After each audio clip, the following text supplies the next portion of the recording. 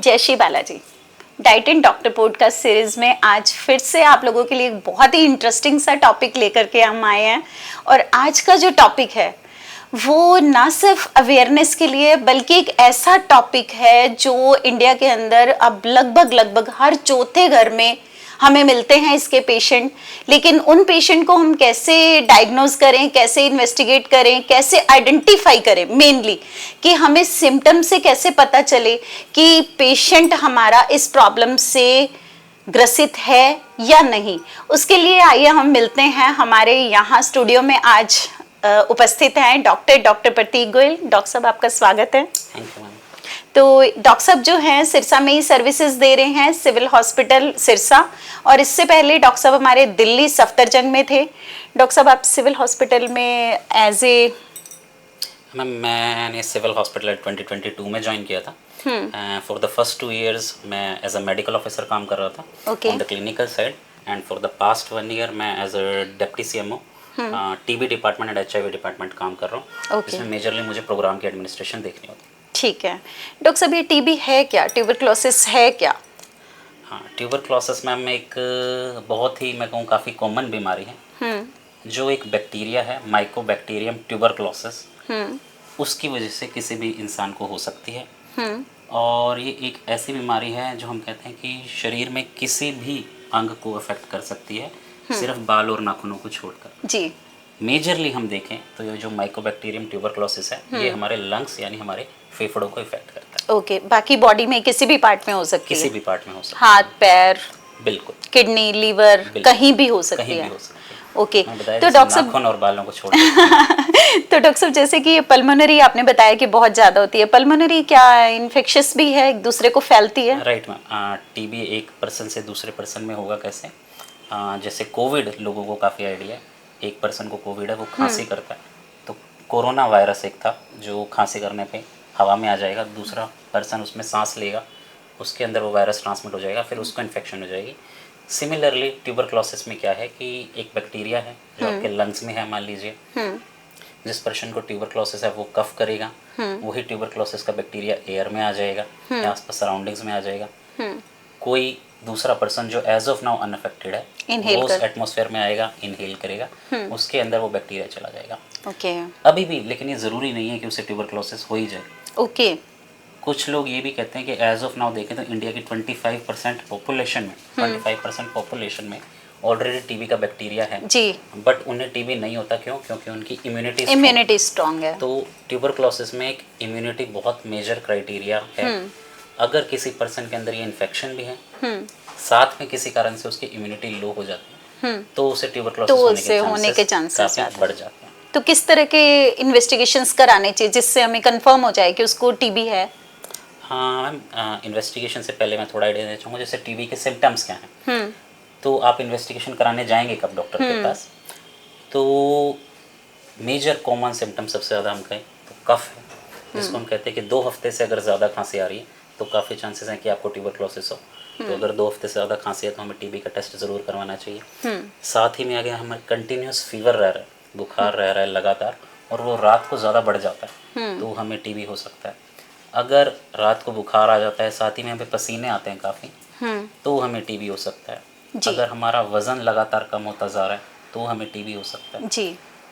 एक और काफ़ी करेक्टरिस्टिक सिम्टम है टीबी का, जो कफ आता है, मतलब स्पूटम जो आता है, उसमें खून आ जाता है। हमें नॉर्मल खांसी बुखार होता है, हमारे बलगम में कभी खून नहीं आता, पर टीबी की खांसी में जो बलगम आता है उसमें खून भी आ जाता है। तो अगर आपकी बलगम में खून आ रहा है तो आपको टीबी का टेस्ट ज़रूर कराना है। इसके साथ ही कुछ और भी सिम्टम है जो और बीमारी में आ सकते हैं और बाकी पर्सन टू पर्सन वेरी भी करते हैं, जैसे कि छाती में दर्द रहना, या सांस लेने में जकड़न होना, या कमजोरी रहना, वजन जैसे मैंने बताया कम होते रहना, भूख ना लगना, या फिर जैसे फेफड़ों का टीबी तो हो ही गया, शरीर में गांठें हो जाना, स्किन भी ड्राई होकर रैशेज हो जाना। तो इस तरह के सिम्टम टीबी में हम देख सकते हैं। अगर इस तरह के आपको सिम्टम आते हैं तो हमें टीबी का टेस्ट करवाने के लिए डॉक्टर के पास जाना। अब टेस्ट कौन सा होगा आपने पूछा, तो जैसे मैंने बताया था कि टीबी किसी भी ऑर्गन का हो सकता है जी। अब जिस ऑर्गन का होगा, आप मान लीजिए उस डॉक्टर के पास जाते हैं तो टेस्ट भी उस अकॉर्डिंग ही होगा जी। सबसे कॉमन टेस्ट हम कह रहे हैं कि लंग्स का टीबी सबसे कॉमन है। तो इसको डायग्नोस करने के लिए जो सबसे कॉमन टेस्ट है वो है स्पूटम फॉर AFP। इसको सरल भाषा में बताऊं तो हम मरीज़ की बलगम एक डिब्बी में इकट्ठी करके उसको स्लाइड्स पर फैलाकर माइक्रोस्कोप के अंदर कुछ रिएजेंट्स डाल के फिर माइक्रोस्कोप के अंदर एग्जामिनेशन करते हैं कि क्या उस बलगम में टीबी के बैक्टीरिया हैं या नहीं। तो ये सबसे कॉमन टेस्ट है जो हम टीबी के डायग्नोसिस के लिए यूज़ करते हैं। इसके सिवाय जो और बेटर टेस्ट कुछ हैं या अदर टेस्ट जो यूज़ होते हैं वो है स्पूटम फॉर CB नट। इसमें भी हम बलगम का सैंपल ही ले रहे हैं, पर उसे स्लाइड पे देखने की बजाय हम एक मशीन में लोड करते हैं जो डायरेक्टली डिटेक्ट करता है कि उसमें टीबी का कीटाणु है या नहीं। एक्सरे, चेस्ट एक्सरे एक बहुत ही कॉमन सा टेस्ट है जो एक एक्सपर्ट क्लिनिशियन देखकर बता सकता है कि इस पेशेंट को कोई टीबी पैचेस वगैरह हैं या कुछ है। तो एक एक्सपर्ट क्लिनिशियन एक्सरे के बेसिस पर भी सीटी स्कैन भी हो सकता है, CT स्कैन एक्सरे से बेटर हो जाएगा, बेटर इसके बेसिस पर भी हम टीबी का डायग्नोसिस बना सकते हैं। बाकी जैसे अलग अलग, जैसे मान लीजिए स्पाइन का टीबी काफ़ी कॉमन है, तो उसमें वो उस क्लिनिशियन की या उस ऑर्थोपेडिशियन की जजमेंट है कि वो टेस्ट क्या करवाना चाहते हैं। तो डॉक्टर साहब MRI करवाना चाहते हैं या SCT। तो डॉक्टर साहब जैसे कि हमने इनके इन्वेस्टिगेशंस की बात की, बाकी तो पर्सन टू पर्सन और पार्ट टू पार्ट वेरी करेंगे इन्वेस्टिगेशन। तो लेकिन कुछ लोग बोलते हैं कि टीबी एक गरीबों की बीमारी है, माल न्यूट्रिशन, मतलब ये ज़्यादातर पुअर लोगों में होती है, ये क्या जेंट्री क्लास में या स्टेटस वालों को नहीं होती, क्या ऐसा भी कुछ है इसमें या एक मिथ है? मैं ऐसे कहूँ कि ज़्यादा चांसेस उनमें है शायद जो लो सोशियो इकोनॉमिक स्टेटस है, पर ऐसा कंपलसरी नहीं है। मैं बताता हूँ, नेशनल ट्यूबरक्लोसिस एलिमिनेशन प्रोग्राम, इसके ब्रांड एम्बेसडर है अमिताभ बच्चन जी। तो अमिताभ बच्चन जी को टीबी हुई है और उन्होंने ट्रीटमेंट लेके टीबी वो तो स्टेटस में सबसे हाई है, बिग भी है, ऊपर स्टेटस में कोई नहीं है और उनको भी टीबी हुई है। तो हम ये नहीं कह सकते कि जो हायर क्लास है या हम कहते हैं कि ब्यूरोक्रेट्स हो गए, ब्यूरोक्रेसी हो गई, क्लास ए पॉपुलेशन जैसे मर्जी कह लीजिए, कि उनको टीबी नहीं होगी, ऐसा कुछ भी नहीं। तो मतलब ये एक जस्ट एक मिथ है, आपने इसे क्लियर कर दिया। चांसेस की बात कहें तो हाँ, कि हम कह सकते हैं कि जो लो सोशियो इकोनॉमिक स्टेट है, जैसे मैंने बताया इम्यूनिटी कम होने वाले लोगों को टीबी होने का खतरा ज़्यादा है। तो वो किसी को भी हो सकती है। लो सोशियो इकोनॉमिक स्टेट है, मान लीजिए उनके पास खाने पीने के लिए अच्छे साधन नहीं है, हाँ तो उनकी इम्यूनिटी लो है, उनको होने के चांसेस ज़्यादा हैं, पर वो किसी को भी सकती है, आपको भी हो सकती है, मुझे भी हो सकती है। और मैं ऐसे डॉक्टर्स को जानता भी हूँ क्योंकि डॉक्टर्स सारा दिन पेशेंट्स के कॉन्टैक्ट में रहते हैं जी। तो मैं ऐसे डॉक्टर्स को जानता हूँ जिनको टीबी हुई है। तो क्या मतलब टीबी होने के बाद हमारे लिए ये अफ्रेड, डरने की बात है, या मतलब प्रॉपर 100% हम क्योर हो सकते हैं? मेन ये सवाल हमारी सारी ऑडियंस का रहता है कि भाई टीबी हो गई है और उनको एकदम से डर बैठ जाता है, बल्कि इवन कुछ लोग तो अपनी फैमिली में बताते हुए भी वो सोचते हैं कि नहीं हमने बता दिया तो वो हमारे साथ बैठेंगे नहीं, उठेंगे नहीं, हमें इनवाइट नहीं करेंगे फंक्शंस में। तो ये डर क्या उनका सच्चा है? ये डर मैम एक तरह से समझें, ये डर ऐसा है क्यों। अब आज से 100 या 150 साल पहले की बात करें तो ये एक ऐसी बीमारी है जो लाइलाज है, जिसका कोई इलाज नहीं है। जैसे कुष्ठ रोग भी आपने सुना, लेप्रोसी भी है, वो भी एक ऐसी बीमारी थी जो लाइलाज बीमारी थी।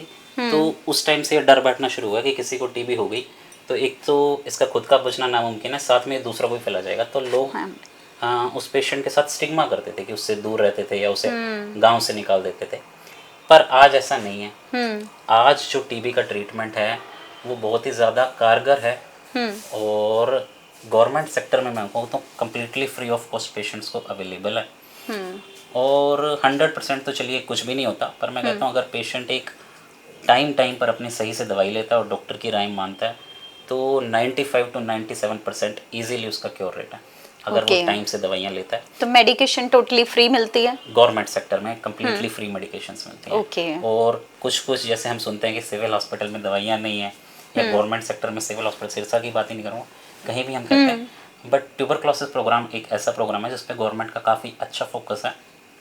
मेरे पिछले लास्ट 1 ईयर एंड मैं कहूँगा 2 मंथ्स के टेन्योर में आज तक टीबी की मेडिसिन खत्म नहीं हुई है। तो टीबी की मेडिसिन हमेशा गवर्नमेंट सेक्टर में फ्रीली अवेलेबल रहती है। मैं भी कुछ ऐसे 2-3 फैमिलीज को जानती हूँ, जैसे कि उन्होंने बताया कि हम लोग जब सिविल हॉस्पिटल से इवन मतलब ये जो आप टीबी का ट्रीटमेंट देते हैं डॉट, तो उसमें क्या होता है कि वो बोले कि हम लोग जब वहाँ ट्रीटमेंट के लिए जाते हैं तो हमें डॉक्टर बोलते हैं आप पिछले खाली स्ट्रिप्स लेके आओ, जिससे हमें ये कंफर्म हो कि आपने मेडिकेशन प्रॉपर लिया है। क्या ऐसा सही है सच में आप, या कुछ पेशेंट टू पेशेंट आपको देखना पड़ता है ये लेगा नहीं? ये मैम पेशेंट टू पेशेंट वेराई करता है। हो सकता है कुछ केसेस में डॉक्टर्स ने उन्हें बोल दिया हो कि हाँ आप अपनी पुराने स्टेप्स लेके आओ। इसी के साथ में प्रोग्राम्स में हमारे पास फील्ड वर्कर्स होते हैं जिन्हें हम बोलते हैं सीनियर ट्रीटमेंट सुपरवाइज़र। तो वो ये काम पेशेंट के घर जाके भी फॉलो करते हैं कि पेशेंट ले रहा है या नहीं। इस पेशेंट को मान लीजिए मैंने 15 दिन की दवाई दे दी है, अब एक तो वो उसके साथ कॉल पे टच में रहेंगे, उसे फ़ोन करेंगे कि आप टाइम टाइम पे दवाई ले रहे हो या नहीं। या मान लीजिए मैंने उसे 15 दिन की दवाई दी थी, अब वो रिकॉर्ड्स में आ गया कि अब 15 दिन बाद इसे लेने आना है। हाँ। पर वो पेशेंट नहीं आया तो एसटीएस उसे कॉल करके फॉलोअप करेंगे, या फिर एसटीएस कई बार उनके घर पे भी विजिट करते हैं कि हाँ आप ठीक हो, आप दवाइयाँ टाइम पर ले रहे हो। तो ये काम जनरली होता है। तो ये दवाइयाँ सच में कितनी खतरनाक है, कितनी हार्मफुल है। मतलब मोस्टली लोग बोलते हैं कि दवाइयाँ बहुत साइड इफेक्ट हैं, बहुत गर्म तासीर की हैं, और इनका असर कब तक रहता है? मतलब जब ये बंद हो जाती हैं तो उसके बाद इनका असर कब तक रहता है? हाँ, दवाइयाँ अपने आप में खतरनाक नहीं है। इसमें मैं कहूँ कि खतरे की बात क्या लोगों को लगती है, इसका ट्रीटमेंट थोड़ा लंबा लगता है लोगों को। आपको खांसी जुकाम हो जाती है, या मैं और कहूँ जो लोगों को कॉमन बीमारी बताते हैं मलेरिया डेंगू, आप हफ्ता एडमिट रहते हैं, उसके बाद घर आ जाते हैं या घर पे दवाई लेते हैं। खांसी जुकाम में आप 3 दिन या 5 दिन बाद ठीक हो जाते हैं। पर टीबी का जो मिनिमम ट्रीटमेंट का कोर्स है वो 6 महीने का, 6 मंथ। हाँ। तो और ये मिनिमम है। ओके। 6 महीने तो मिनिमम दवाई खानी है। बाकी आपके डॉक्टर की जजमेंट रहेगी कि आपका ट्रीटमेंट 9 महीने चलना है, 12 महीने चलना है, 15 अकॉर्डिंग महीने चलना है। सिवियरिटी भी है। आपकी सिवियरिटी और आप उन ड्रग्स को कैसे रिस्पॉन्ड कर रहे हैं कि आपका टीबी हाँ, खत्म आपकी भी हो बॉडी रहा उस पर रिस्पॉन्ड नहीं कर रही तो जो ये 6 महीने है वो ही मैं कहूँगा शायद मेरे लिए भी मुश्किल रहेगी 6 महीने कंटिन्यूस दवाई खानी। तो इसी से लोगों को खतरा लगता है। बट अगर हम साइड इफ़ेक्ट्स की बात करें तो हाँ, टीबी की दवाइयाँ कुछ ऐसी दवाइयाँ जो थोड़ा लीवर पे असर डालती हैं, बट वो ऐसे कोई मेजर साइड इफ़ेक्ट्स नहीं है कि लीवर डैमेज हो जाए, ऐसा नहीं है। डैमेज ही हो जाए। और पर आप डाइट अच्छी रखो। डाइट अच्छी रखिए, और अगर एक आधे पेशेंट में ऐसा हो भी जाता है तो ऐसा तो है नहीं कि लीवर डैमेज हो जाएगा और कुछ सिम्टम्स ही नहीं आएंगे। लीवर डैमेज होने के जैसे सिम्टम्स आने लगेंगे, वो पेशेंट डॉक्टर के पास तो आप बीच में एलएफटी वगैरह भी कराते रहते हम होंगे। टेस्ट करवाते हैं, और अगर एक ड्रग हमें लग रहा है कि इसकी वजह से लीवर को डैमेज हो रहा है तो वो ड्रग रिप्लेस हो जाएगी। हाँ। टीबी के बहुत सारे ड्रग्स ये हैं डोज प्लस माइनस हो जाती है। बिल्कुल, तो इस हिसाब से मैनेज हो जाता है। तो ये सोच के कि नहीं यार टीबी की दवाई खाने से तो मुझे ज़्यादा खराब हो जाऊंगा, ऐसा तो क्योंकि लोगों से सुनने के बाद कुछ लोगों को ये रहता है कि मैंने मेडिसिन खा ली, मेरे को तो 1 महीना हो गया, वो अपने आप से बिना डॉक्टर की सलाह के बंद भी कर देते हैं। हाँ, तो उनको ये रहता है कि उन्होंने बंद कर दी और उनको लगता है अब तो अच्छा लग रहा है, ठीक लग रहा है, अब तो मैं ठीक हूँ। राइट मैम, ये बिल्कुल सही बात है। और एक्चुअली में पेशेंट ठीक हो भी जाता है। इसको और एक्सप्लेन करता हूँ। एक पेशेंट को टीबी हुआ, अब मैं कह रहा हूँ उसकी दवाई 6 महीने चलनी है, और पेशेंट जब दवाई खाना शुरू करेगा उसके विद इन 2 या 3 वीक्स पेशेंट सिम्टोमेटिकली बिल्कुल इम्प्रूव कर जाएगा। हाँ। अगर उसको कफ था, फीवर था, जो नाइट स्वेट्स थे, या फिर आप कहिए कि ब्लड में स्पूटम में ब्लड आ रहा था, तो हो सकता है 3 वीक्स या मैक्सिमम 4 वीक्स बाद अगर वो ट्रीटमेंट सही से ले रहा है वो बिल्कुल ओके फील करेगा। तो उसे लगेगा यार मैं तो ठीक हो गया, अब तो दवाई खाऊंगा। और उसको घर वालों की सही लगती है बात कि इसका साइड इफेक्ट है, साइड इफेक्ट है, वो रोज सुन रहा है, तो वो सोचता है कि बस मैं तो ठीक हो गया, अब छोड़ देते हैं ट्रीटमेंट। और अगर यही चीज़ प्राइवेट सेक्टर में हो रही है तो पेशेंट ये भी सोच सकता है कि यार मैं हो गया हूँ ठीक, पर डॉक्टर अपने पैसे बनाने के लिए कह रहा है कि ट्रीटमेंट इतना लंबा चलना है, तो इसलिए मुझे डॉक्टर बुला रहे हैं, वरना मैं ठीक हूँ, मुझे इतना लंबा ट्रीटमेंट लेने की ज़रूरत है। पर टीबी में अगर हम अपना ट्रीटमेंट पूरा नहीं लेते हैं तो एक तो चांसेस हैं कि वो दोबारा हो जाए, रिकरेंस हो जाएगा, या फिर हम ये कह सकते हैं कि वो ठीक ही नहीं हुआ था, जो बचा हुआ था वही दोबारा से वो तो एक बार आपको सिम्टम पॉजिटिव सिम्टम्स नहीं आ रहे थे कि भाई आपको है, लेकिन अंदर तो है। अंदर तो है। मैं तो ये कहता हूँ जैसे आप डेंगू हुआ, हम डॉक्टर के पास जाते हैं, एक बार बोतल वगैरह लगा देते हैं वो एनर्जी आ गई। हाँ, आप तो 2 घंटे बाद भी ठीक ही महसूस करने लगते हैं, पर ये तो नहीं कि हम 2 घंटे बाद वापस चले जाते हैं कि अब तो ठीक हो गया यार चलो। डॉक्टर कहते हैं कि 3 दिन एडमिट रहना, तो हम रहते ही हैं। तो सिमिलरली वो सिम्टम्स अगर आपके ठीक हो गए टीबी में, तो ऐसे नहीं सोचना कि मैं ठीक हो गया हूँ, को दवाई पूरी लेनी है। ट्रीटमेंट लंबा है ये मैं मानता हूँ, पर लेना है, अगर आप लोगे तो आप बिल्कुल ठीक हो जाओगे। जी बिल्कुल। बहुत सीरियस हमने क्वेश्चन पूछ लिया। अभी हम डॉक्टर साहब की फैमिली के बारे में पूछेंगे। डॉक्टर साहब, आपके परिवार में कौन कौन है? हमारी ऑडियंस जानना चाहती है, क्यूरियोसिटी है उनको। मेरे परिवार में सबसे बड़े मेरे दादाजी हैं, मिस्टर खजान चंद गोयल। वो एज ऑफ नाउ रिटायर्ड हैं और आरएसएस से जुड़े हुए हैं, समाज सेवा का काम करते हैं। उसके बाद मेरे फादर हैं डॉक्टर के गोयल, जो एमडी मेडिसिन है, हमारे सिरसा में ही उनका अपना प्राइवेट हॉस्पिटल है, पटियाला नर्सिंग होम के नाम से जी। तो वो प्राइवेट प्रैक्टिस में है। मेरे मदर मिसेस किरण गोयल, वो एक हाउसवाइफ हैं। फिर मेरे बड़े ब्रदर हैं जतिन गोयल जी, वो सिविल इंजीनियर हैं, सिरसा में ही प्रैक्टिस करते हैं।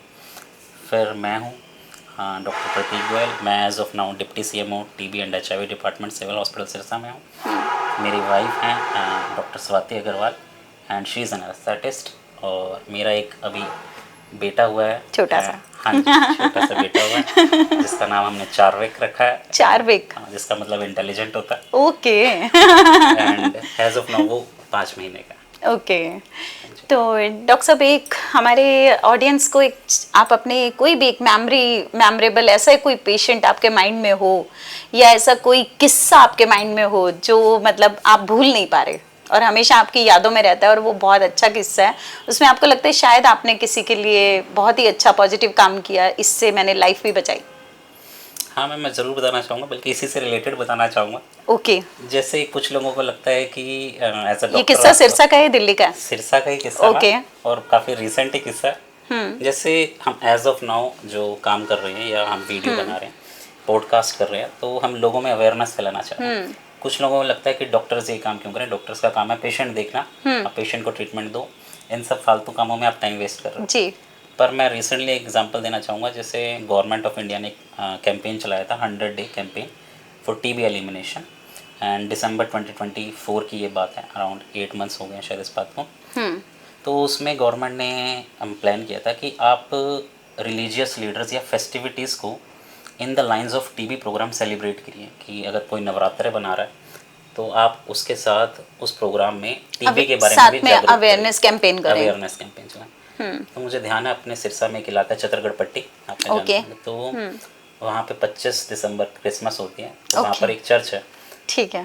तो आपने क्रिसमस सेलिब्रेट करी वहाँ पे क्रिसमस सेलिब्रेट करने गए थे एंड वहाँ पर पादरी जी से बात की कि हमें TB के बारे में अवेयरनेस सेशन भी लेना है। 5 मिनट्स का अवेयरनेस सेशन लिया। उसमें मेजरली मैंने लोगों को बताया सिम्टम्स क्या हैं, कि कफ है, फीवर है, नाइट स्वेट्स हैं, वेट लॉस है, कमज़ोरी रहना है, भूख ना लगना है। तो वहाँ पर ही एक इंडिविजुअल ने मेरा मतलब ये अवेयरनेस सेशन सुना एंड उसके बाद वो मेरे पास सिविल हॉस्पिटल में आए।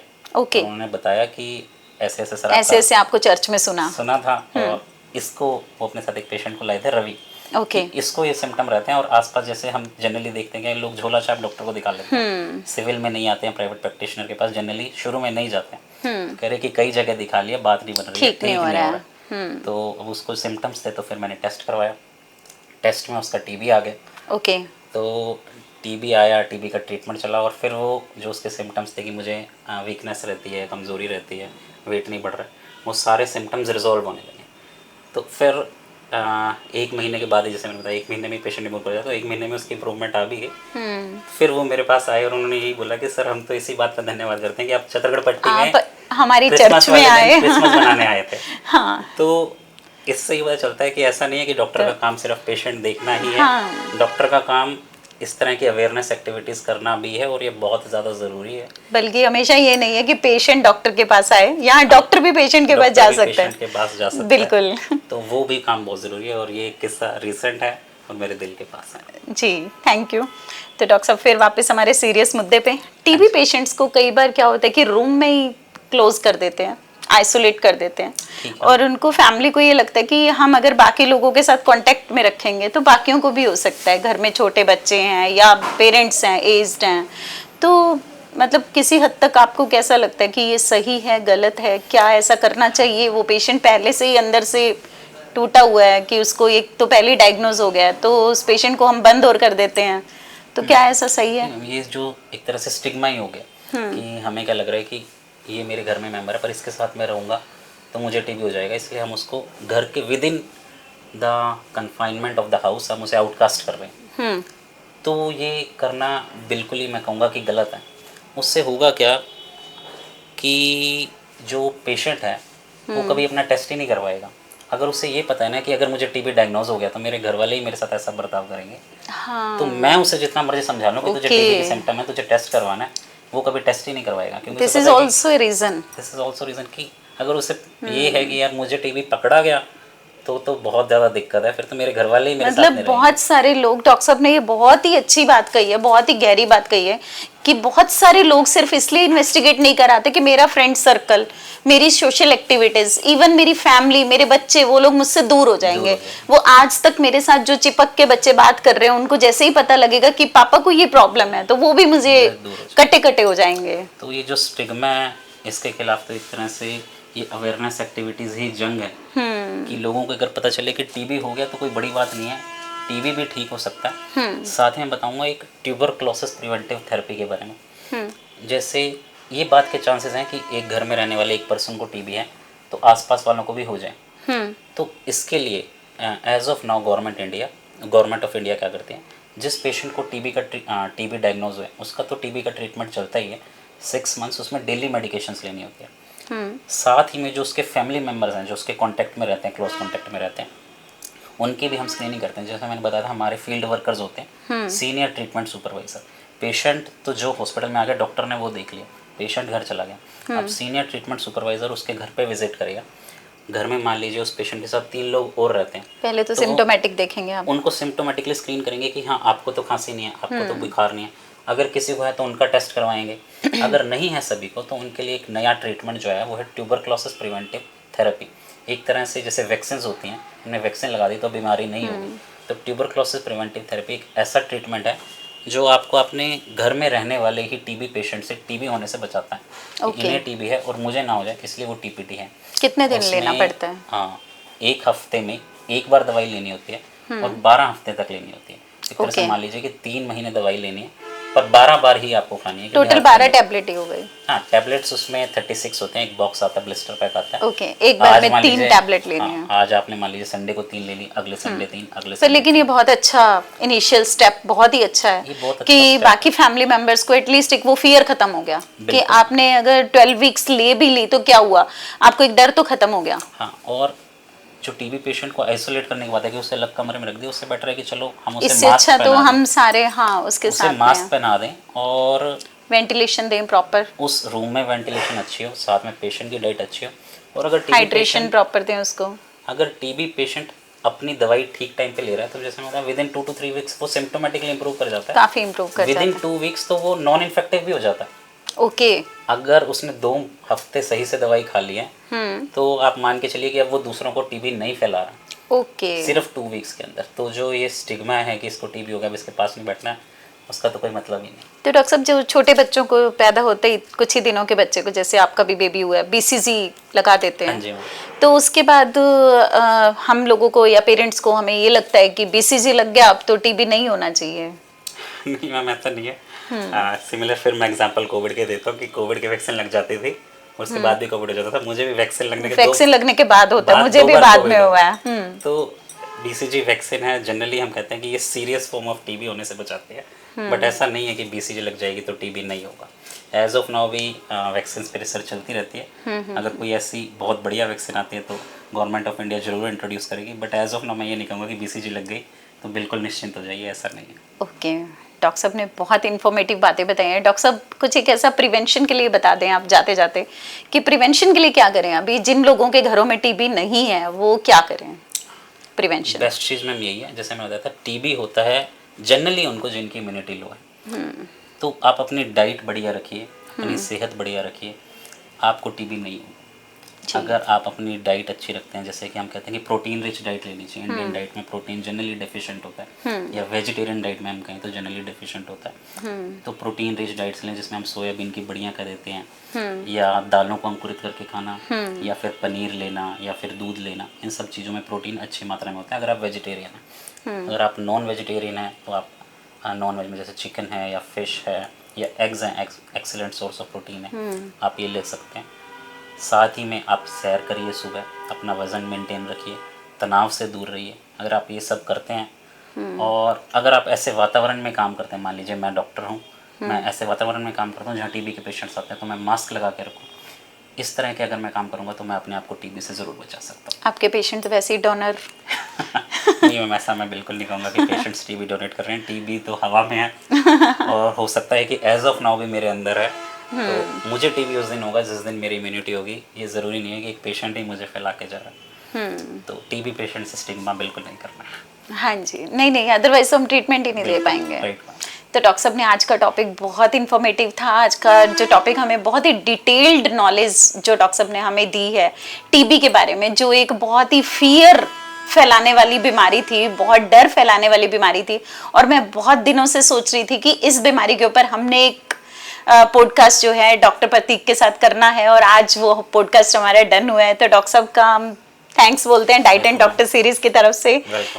और डॉक्टर साहब आपके जो आपने अभी पब्लिक को बताया कि आप HIV और टीबी एंड लेप्रोसी, आप मतलब 3 प्रोग्रामिंग को आप करते हैं। अभी ऑडियंस ने वो बाकी 2 टॉपिक पकड़ लिए हैं। ठीक है, कोई बात तो अभी ऑडियंस को ये नहीं है कि आपने सिर्फ ट्यूबरक्लोसिस ही बताना था, ऑडियंस वो दोनों टॉपिक का भी वेट करेगी आपका। तो हम डॉक्टर साहब को फिर से बुलाएंगे। Thank you so much. Okay ji, जय श्री बालाजी। जय श्री बाला।